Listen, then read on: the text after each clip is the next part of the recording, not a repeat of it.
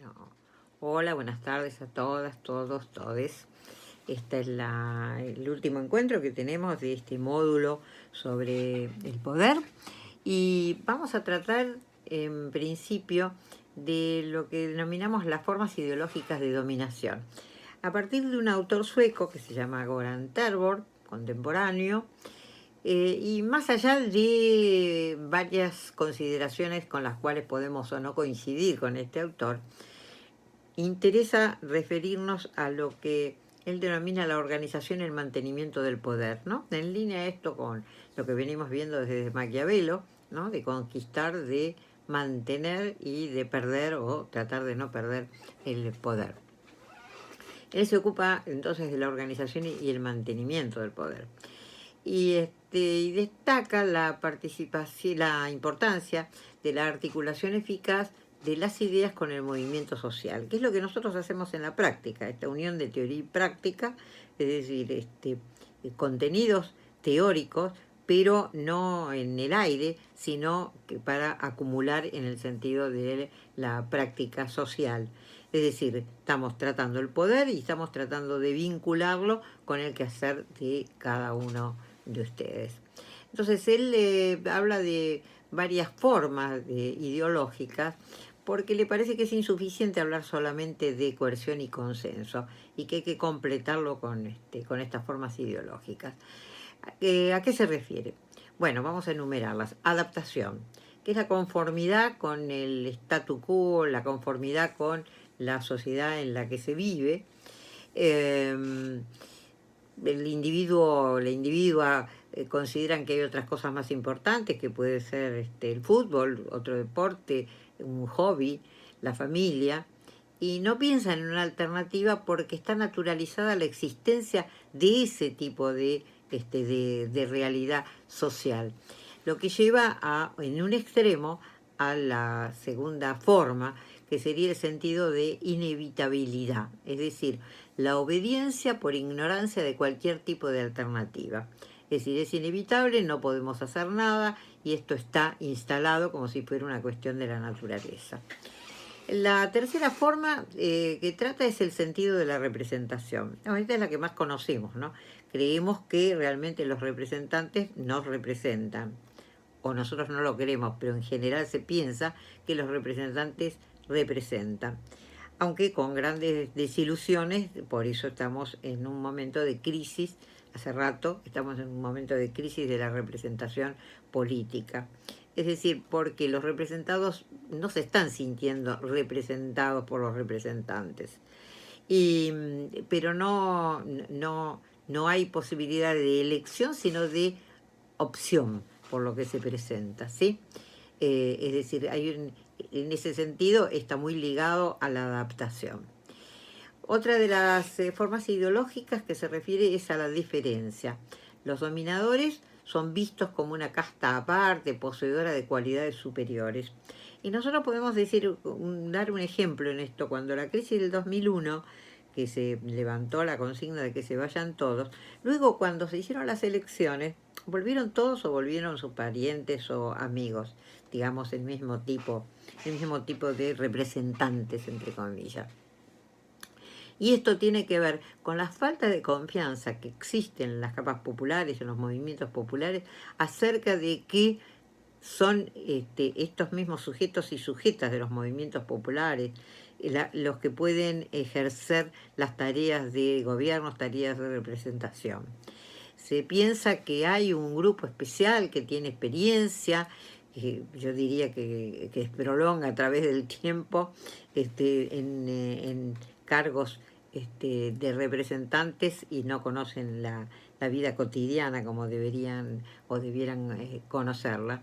Pero hay una idea de que al tener experiencia tienen mayor capacidad de poder dirigir, que les falta a los que nunca estuvimos. Claro, los que nunca estuvimos tenemos que adquirir esa experiencia, pero lo que nunca estuvimos, lo que tenemos son otras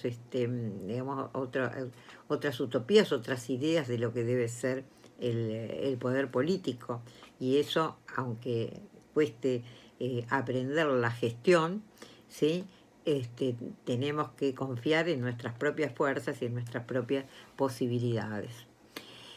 Otra de las formas ideológicas que se refiere es el miedo, no solo a la fuerza, sino a la amenaza de la fuerza que significa, que puede llegar a significar la desobediencia. Y por último, nos habla de la resignación. Todas estas operan no en forma aislada, sino combinadas unas con otras. La resignación puede ser fruto de la adaptación o del sentido de inevitabilidad, etc. Bueno, ahora quiero tratar el tema del fetichismo del Estado y del derecho.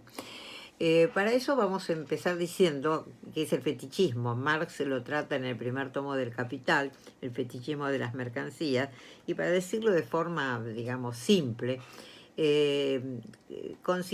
dice que se considera que las mercancías se presentan como si fueran solas al mercado, sin ver quiénes son sus portadores. Digamos que eso es lo que habitualmente está instalado en el sentido común.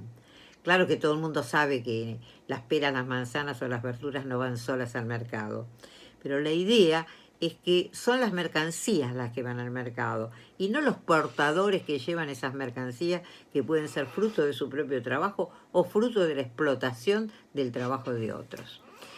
El Estado capitalista es el producto del capital como relación social y él mismo una relación social específica.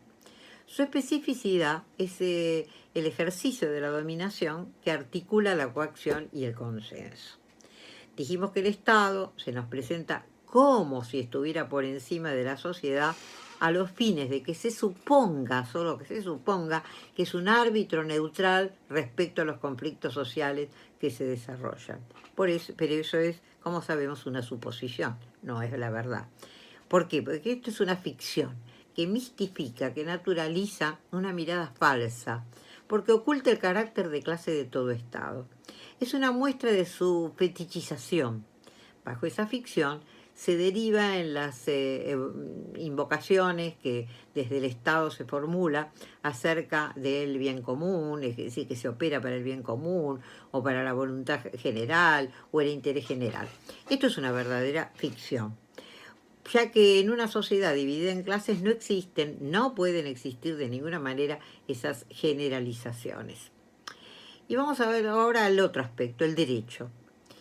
¿Dónde entra en todo este desarrollo? ¿Y qué es el derecho? El derecho aparece, y nos dicen, y aparece como tal, como el conjunto de normas que regulan la conducta. Sí, son un conjunto de normas que regulan la conducta, pero eso no nos da la esencia del Estado, no nos da el concepto de lo que es el Estado, es simplemente una descripción de cómo aparece esto. Un autor catalán, Juan Ramón Capella, del que ya hemos estado hablando, dice algo que quiero leerles literalmente. El aparato del poder político no realiza sus funciones mediante la aplicación directa, pura y simple de su capacidad de violencia. Utiliza directivas para la acción de los miembros de la sociedad y reserva en principio el uso de la fuerza para los casos de incumplimiento. Estas directivas o normas son el derecho, justamente, que es, atención, generador de ideología de aceptación social. Agregamos, ahí terminó la cita, agregamos, respecto a los intereses de la minoría dominante en contra de los intereses de la mayoría del pueblo. La pregunta siempre es ¿por qué? ¿Por qué esa minoría maneja el conjunto? Esa minoría tiene el poder económico, los medios de producción, ocupa por sí o por sus representantes el aparato del Estado y el poder político del Estado.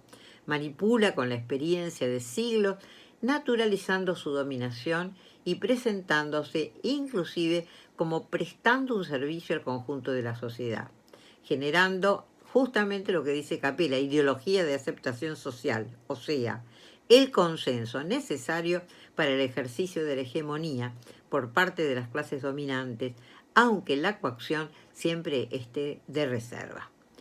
El poder se corporiza en el Estado, pero el poder viene del ámbito denominado privado, porque expresa los intereses de la clase dominante, inficionados, atravesados sí, quebrados no, hasta que no se lleve a cabo una acción revolucionaria. O sea, cambiar, pero cambiar de cuajo, revolver la estructura dominante.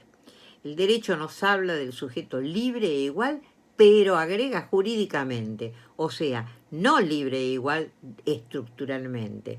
Es una nueva fetichización. El derecho, por último, es la contraparte del Estado, son dos caras de la misma moneda. Y para terminar, vamos a reflexionar un poco en conjunto acerca de si hoy se piensa o no se piensa en el poder, y por qué no se piensa en el poder. Hay luchas, hay reivindicaciones, hay movimiento, etcétera, pero no está la idea del poder, no está la idea del cambio, de la necesidad de cambio del poder para cambiar la sociedad. Tomar el poder no es solamente tomar el Estado. Tener el poder significa tener la hegemonía, lo que se van a dedicar en el segundo módulo. Y rechazamos entonces teorías como las que se pusieron de moda alrededor del 2001, 2002, y les vino bien a quienes denigraban a la política y separaban lo social de lo político en esa época. Autores como John Holloway, un escocés que vive mitad del tiempo en Escocia y mitad del tiempo en México, profesor, que es indicativo de una época, que no apunta al poder. Escribió un libro que se llama Cómo cambiar el mundo sin tomar el poder, y separa justamente lo social de lo político, con lo cual paraliza el verdadero funcionamiento dirigido al cambio social.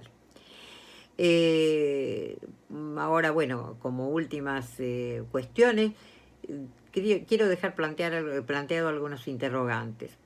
¿Se pensaba por un sector en los 60, 70 acerca del poder, acerca de la toma del poder? ¿Cuáles fueron sus límites de inicio? Lo que está claro es que hubo una derrota del movimiento popular, ¿no es cierto?, en los 70. Después está el golpe cívico-militar eclesiástico, que tiene que ver también con la acentuación de esa derrota. ¿Servía el plan? Bueno, analizarlo. Y luego tenemos otro momento, cumbre también interesante para analizar, que es la crisis del 2001-2002. ¿Estuvimos más cerca, con más posibilidades en ese momento? Quizá con más posibilidades en el sentido objetivo, sin fuerza organizada para poder lograrlo, sin alternativa existente, ¿sí?, que pudiera encauzar esta crisis hacia un cambio profundo realmente. Pensemos también qué nos pasa ahora, y ahora no es hoy. Arrastramos una continuidad que no estamos superando de falta de alternativas. El desafío es cómo hacerlo, y hacerlo desde abajo. Y creo que aquí va a ser muy útil los módulos que siguen, y particularmente el último módulo en el cual vamos a hablar de los programas y de las propuestas. Muchas gracias.